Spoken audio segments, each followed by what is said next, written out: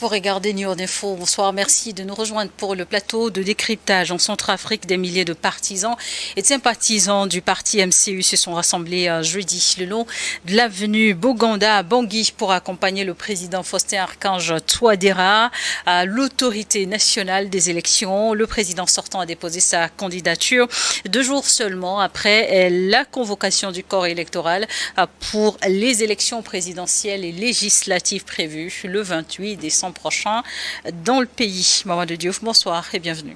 Merci, bonsoir Charlotte.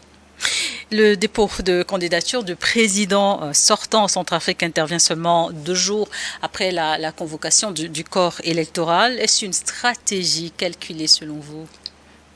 Bien sûr, c'est une stratégie puisque au niveau des listes électorales, des dépôts, on va donner un numéro à chaque candidat. Touadéra a voulu avoir le numéro 1. Et à travers le numéro 1, on peut communiquer. C'est le numéro 1, c'est-à-dire c'est le premier qui dépose. Mais en français, numéro 1 ne signifie pas seulement le premier qui dépose. Mais il peut être également le numéro 1, c'est-à-dire celui qui va être le premier au niveau de ces élections. Il y a un jeu dedans qui est là. Bon, c'est une façon également de sa part de lancer indirectement sa campagne, bien qu'on n'est pas encore à la campagne. Quand on voit déjà ceux qui l'ont accompagné pour déposer sa candidature, on est déjà dans la pré-campagne électorale. Et après 2 mandats, le président sortant brigue un nouveau, un 3e en Centrafrique. C'est dommage, c'est malheureux, mais c'est la réalité. Puisque qu'on n'oublie pas qu'il avait fait modifier la Constitution en août 2023 par un référendum, encore une fois, qui est ressorti avec un oui à 95%. Mais il ne faut pas se tromper entre les chiffres et la légitimité d'une chose, puisque l'opposition avait contesté ce référendum, une partie de la société civile avait contesté aussi bien le principe du référendum que le résultat du référendum. Mais bien, avec ce référendum, on rentrait à nouveau dans ce jeu de constitution modifiée, on peut remettre les compteurs à zéro. Lui, il a poussé le bouchon encore plus loin, puisqu'il a fait sauter le verrou, il n'y a plus de mandat. Donc, il peut avoir le nombre de mandats qu'il veut, il peut être candidat de façon illimitée. Il en a profité également pour faire ce que le Tchad a fait il n'y a pas longtemps. Le mandat est passé de 5 à 7 ans. Quand vous regardez tout ce qui se passe actuellement dans un certain nombre de pays africains, c'est comme s'il y a des gens qui n'étaient pas satisfaits du résultat du travail des conférences nationales qui avaient remis en cause la façon dont nos pays fonctionnaient. C'est comme si ces gens sont en train de prendre leur revanche aujourd'hui sur ce qui était pour un pays géré de façon extrêmement claire, des élections libres, transparentes, etc. C'est comme si on est en train de faire un système de gouvernance qui met à mal la démocratie en Afrique. Mais bien sûr, au niveau de la Centrafrique, on se trouve dans une situation où on a un pays qui a fait des pas en matière de sécurisation, il faut le reconnaître, mais où il reste encore bien des choses à faire. Ce qui fait le plus mal, qui le fait? Qui est Touadéra? Mais ce n'est pas quelqu'un qu'on a ramassé quelque part dans un jardin, c'est un universitaire, c'est un professeur de mathématiques. Mais quand ce sont ceux-là qui auraient dû servir d'exemple à tout point de vue, qui font ce genre de choses, ça veut dire qu'en Afrique, on va avoir encore beaucoup de problèmes. Il a fait 2 mandats, dans des conditions parfois même difficiles, surtout au niveau du premier mandat, mais qu'il accepte qu'il a fait sa part et qu'il laisse d'autres venir faire leur part. La multiplication de ces mandats ne peut pas l'amener à développer la République centrafricaine. D'autres viendront apporter leur pierre. Faustin-Archange Touadéra avait retrouvé donc le pays dans des conditions particulières, notamment sur le plan sécuritaire, avec des actions de groupes armés. Après 2 mandats de 10 ans, justement, avec quel bilan ressort-il sur le plan sécuritaire, mais également économique? Sur le plan sécuritaire, l'accompagnement de Wagner, l'accompagnement du Rwanda, parce qu'on oublie souvent le Rwanda, l'accompagnement également des Nations Unies, parce qu'il ne faut pas qu'on oublie que la force des Nations Unies est encore présente au niveau de la République centrafricaine, a permis de faire reculer les groupes armés. On ne parle pratiquement plus de CPC actuellement là-bas, de sorte que certains même, au niveau des responsables de ces groupes armés, ont fini par accepter de déposer carrément les armes. Il y a une cérémonie qui a été organisée où les gens ont décidé de déposer les armes. Ce qui veut dire que ces mouvements rebelles armés ne sont plus en position de force. Mais le problème n'est pas totalement résolu puisque tous les mouvements n'ont pas déposé les armes. Donc sur le plan sécuritaire, incontestablement, il y a une avancée. Sur le plan économique, il y a un éclairci, je n'ose pas parler d'avancée, il y a un éclairci, mais quand vous écoutez les Centrafricains parler, vous les voyez réclamer du tout. Quand dans un pays on réclame du tout, mais ça veut dire qu'on est encore à la ligne de départ, on n'a pas encore pris l'élan qu'il faut pour pouvoir satisfaire les besoins des populations. Donc en termes de bilan, il faut dire clairement que le bilan est plutôt mitigé que d'être un bilan duquel le président va pouvoir se vanter. Et que promet-il de nouveau pour la Centrafrique? Comme d'habitude, on va vous dire que voilà ce que j'ai envisagé, je ne l'ai pas terminé, donnez-moi l'occasion de terminer ce que je veux faire. Il surfe beaucoup sur la question sécuritaire, comme si c'est lui qui avait tout résolu, ce qui n'est pas véritablement la réalité, mais il surfe dessus et il a raison parce que il faut dire que c'est l'élément le plus visible en termes de bilan, puisque qu'on se rappelle que quand on organisait les élections, ces groupes armés à un certain moment avaient décidé de descendre sur Bangui et d'empêcher la tenue des élections. Il a fallu qu'on change le mandat des casques bleus des Nations Unies pour leur dire de défendre et de tirer sur les gens pour préserver les élections. Vous voyez qu'on est très loin d'une telle situation aujourd'hui. C'est pourquoi ils surfent beaucoup sur cela. En plus, comme d'habitude, quand il y a campagne électorale, on va proposer des emplois aux jeunes, on va proposer des transformations d'un point de vue des infrastructures, etc. C'est un langage qu'on est habitué d'entendre et qu'on a du mal à voir après les élections. Les politiques vont proposer, promettre, mais quelles sont les réelles préoccupations des électeurs centrafricains? Une des préoccupations, c'est qu'est-ce qui se passera avec ces élections. Puisque quand il y a eu le référendum, l'opposition n'a pas accepté, il y a eu des manifestations.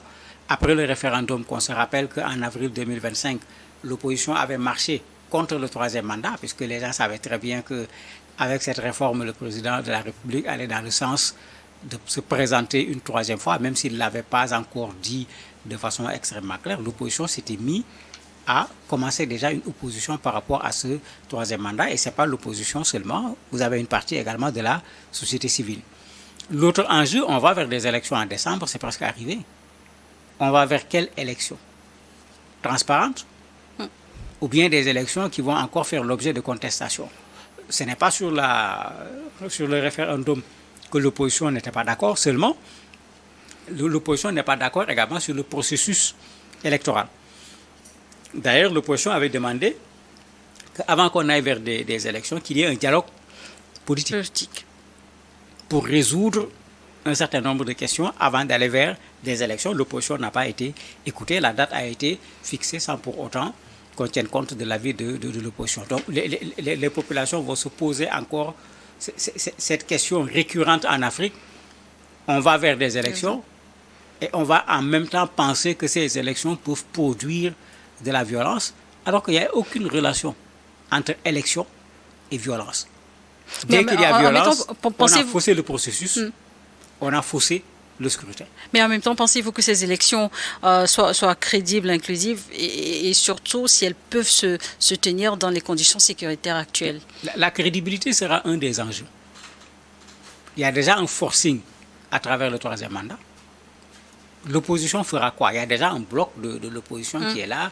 Il y a Anissé Georges Dologuélé qui s'est déjà présenté comme candidat. Il y a le bloc de l'opposition qui s'était opposé comment on appelle ça encore, au référendum, au troisième mandat, etc., qui est encore sur place. Quelle sera l'attitude de l'opposition après maintenant la présentation officielle de la candidature du président actuel Touadéra?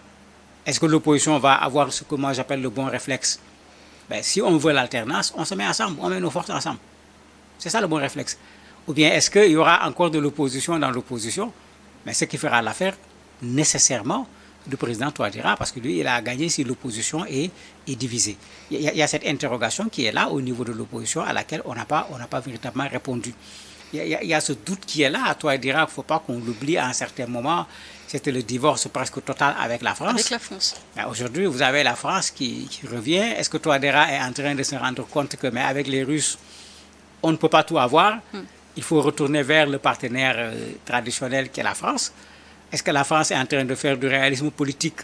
La France qui refusait de cohabiter avec les Russes est en train de cohabiter, pas seulement avec les Russes, mais avec Wagner au niveau de la République centrafricaine. Dans tout ça, on se pose des questions. Mais il faut dire qu'il y a les intérêts russes aujourd'hui, économiques, politiques, en termes d'influence au niveau de la République centrafricaine. Ces Russes, avec ce qu'ils ont fait dans ce pays, ne vont certainement pas laisser des Français revenir aussi facilement s'implanter dans ce pays. Et dans ces élections, on se dit clairement que les Russes seront là pour faire en sorte que Touadéra gagne.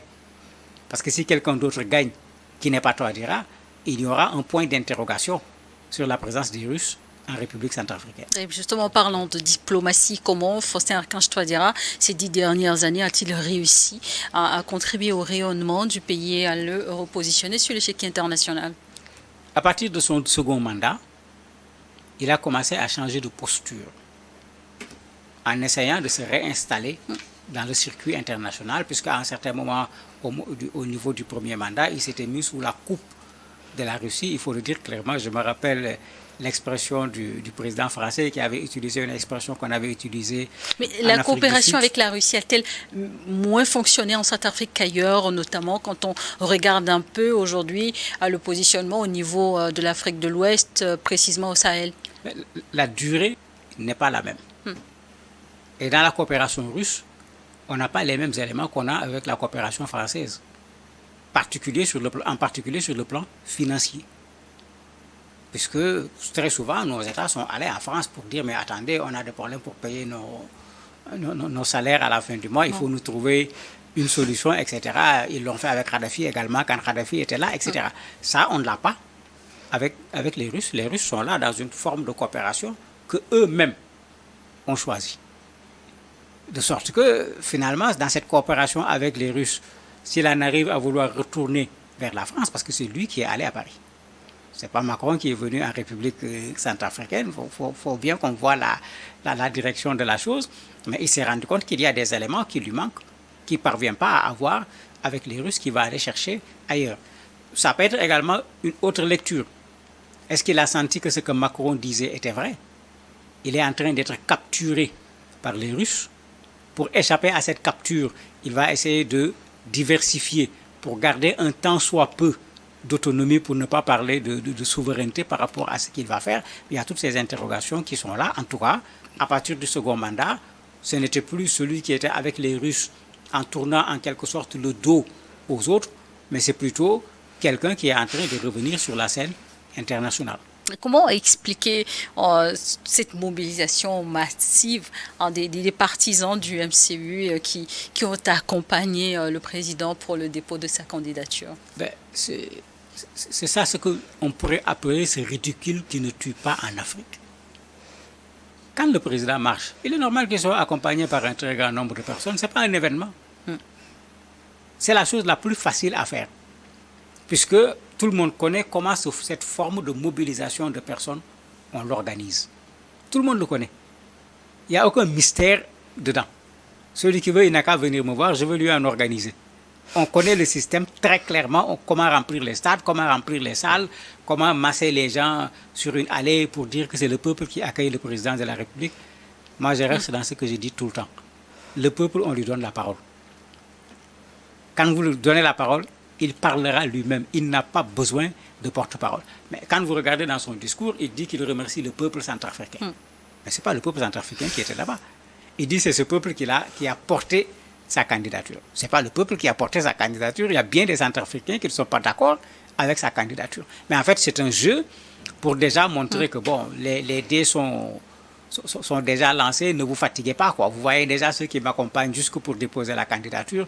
Nous avons presque gagné les élections en jouant un peu sur la conscience des gens pour que certains disent ce n'est pas la peine d'aller voter, il va gagner. Et en quoi ces élections du 28 décembre, où cette élection est-elle décisive pour l'avenir du pays? Malheureusement, elle risque de ne pas être décisive. Puisque quand on voit déjà ce forcing pour avoir un troisième mandat, on rentre dans un autre problème. On sort du côté sécuritaire, la crise sécuritaire en partie, mais on va vers une crise politique qui donnera quoi comme résultat, on ne sait pas. Alors qu'il y a déjà des crises politiques qui ne sont pas résolues. Avec l'ancien président Bozizé, par exemple, avec l'ex-Seleka et autres. Il y a plein de problèmes qui sont là, qui n'ont pas véritablement été résolus. Créer un terreau qui puisse permettre à ces problèmes non résolus de ressurgir, c'est un énorme risque que la République centrafricaine est en train de prendre.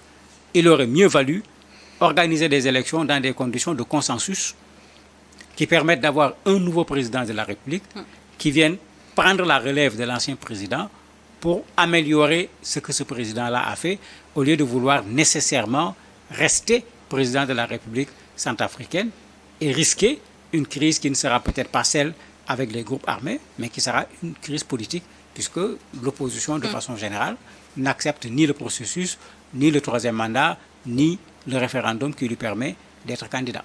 Et parlons de l'opposition, justement, mais qui sont les challengers en face?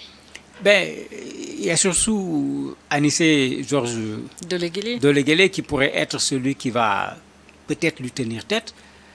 Il a compris, puisque dans cette réforme, comme on l'a fait dans beaucoup de pays... Un adversaire déjà connu. Oui, tout à fait.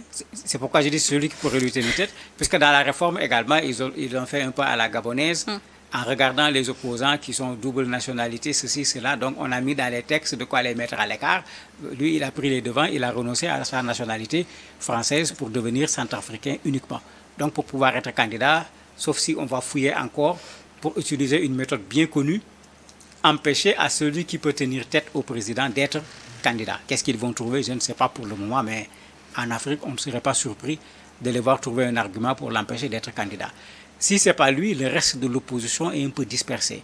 Bozizé, on ne peut plus en parler parce qu'il a à la limite commis l'erreur d'afficher son acquaintance avec la CPC à un certain moment, en allant carrément s'installer dans cette zone, ce que Kabila a fait également avec le M23. Ça fait que de plus en plus, on ne parle plus de lui pour ce qui concerne l'avenir de la République centrafricaine. Et selon vous, quels sont les réels enjeux de ces scrutins à venir, présidentiels et législatifs? Le premier enjeu ici, c'est la transparence des élections, qui n'est pas garantie. Puisque l'opposition doute même de l'autorité nationale des élections, qui est chargée de l'organisation des élections. L'opposition conteste cette autorité. Ça fait qu'à ce niveau, on a déjà un enjeu qui est là. Le deuxième enjeu, c'est la crédibilité du scrutin lui-même, tout comme des résultats. Parce qu'une élection n'a de sens que quand elle est transparente, quand les résultats sont acceptés. Comme ce qu'on a vu au Malawi. Même quand le président de la République perd le pouvoir, il doit faire le jeu. Il doit être fair play. Tu reconnais que j'ai perdu. À Centrafrique, on a deux problèmes. Est-ce que Touadéra, après avoir fait tout ce qu'il a fait, avec ces Russes qui le soutiennent, ces gens sont prêts à perdre ces élections? S'ils décident qu'ils ne perdront pas ces élections, vous voyez que ça posera des problèmes pour la reconnaissance des résultats quand on aura fini avec le scrutin. Et en Centrafrique aujourd'hui, mais quelles sont réellement les grandes avancées sur le plan social? Sur le plan social, il y a l'école qui reprend, par exemple, puisque pendant un temps, avec les espaces occupés, c'était devenu extrêmement compliqué, cette affaire de l'école. Il y a l'école qui reprend, il y a le côté sanitaire qui refonctionne, mais bon, dans des conditions que tout le monde connaît. La République centrafricaine, c'est vrai, il y a les diamants, il y a des ressources au niveau du sous-sol, mais on a ce paradoxe souvent où le pays qui est là avec beaucoup de ressources, qu'on peut considérer comme un pays riche, quand on regarde les populations, quand on regarde le pays d'un point de vue infrastructure, on se demande est-ce que ces richesses dont on parle proviennent de ce même pays-là. Oui. Donc il y a encore énormément de choses à faire en République centrafricaine sur le plan social pour les populations. Et je me dis certainement que c'est sur ça que l'opposition va faire campagne, en plus de la dénonciation de ce déni de démocratie en voulant faire un troisième mandat. Merci, Mamadou Diouf, d'avoir accepté de répondre à nos questions. Merci à vous également de nous avoir suivis dans Décryptage du jour.